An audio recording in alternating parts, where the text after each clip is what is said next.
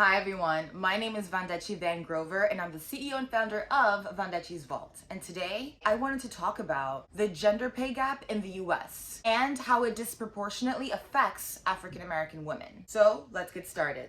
So African Americans living below the poverty level are 2 to 3 times more likely to report serious psychological distress than those living above poverty, leading some to be resistant to pharmacological therapies. In the US, not only do we live in a culture that does not support mental health and well-being, but it is the only industrialized nation with no national paid maternity leave and no federally required vacation. And for African Americans, the never-ending onslaught of stress, of systemic and personal racism and discrimination, both at the macro and micro levels, literally exacerbates what regular life in America brings. So there's a strong relationship between socioeconomic status and health, such that people at the lower end, so people living in poverty, tend to have poorer health and tend to have fewer resources for dealing with stressors of life. Poverty, parenting, racial and gender discrimination put Black women, particularly low-income Black women, at a greater risk for having poor health.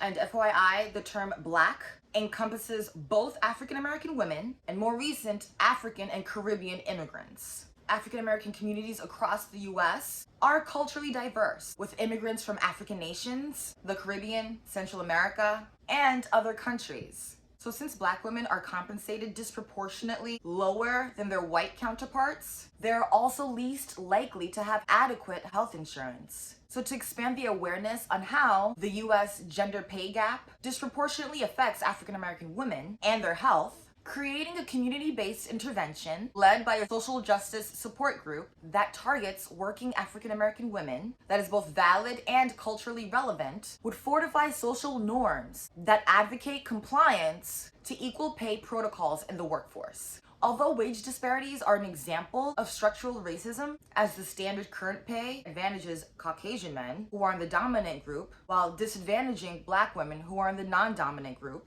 the federal government just recognized that health disparities are caused by social determinants of health in 2010. That's like 10, 11 years ago. And other examples of structural racism include segregated neighborhoods, standards used for pay advantages, difference in hours worked, and disparities of bonuses and referral policies. Now, economic stability, aka employment and wages, the social determinant of health that accounts for 40% of health factors that contribute to health outcomes. Studies have shown that experiencing discrimination results in biological effects that cause increased rates of disease, disability, and increased stress for African Americans, which ultimately impairs their health status. For example, hypertension, neonatal deaths, and delivering preterm infants of very low birth weight.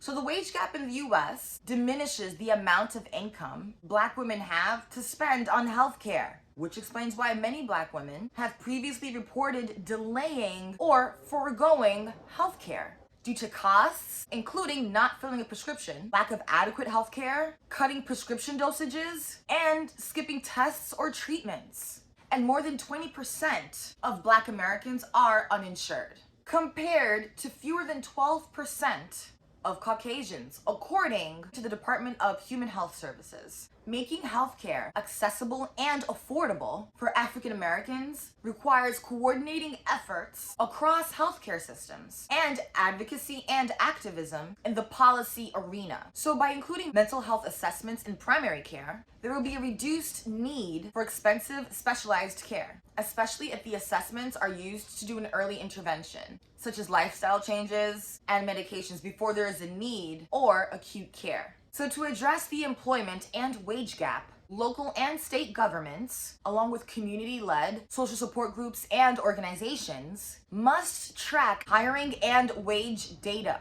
based on race and gender, including data concerning other women of color. I believe that all companies should be required to publicly report hiring and wage data based on race and gender, along with providing health insurance for low-wage women workers and working women of color. So addressing these challenges entails educating working Black women and large companies and organizations who employ a large number of Black women about the social determinants of health. This objective also entails helping employed Black women grasp certain aspects of financial literacy, expand their health literacy, to expand their awareness of their own limitations and capabilities of accessing affordable and efficient healthcare based on their income, and promoting partnerships with local, city, and state staffing agencies that can further the efforts of advocating job openings that comply with equal pay protocols.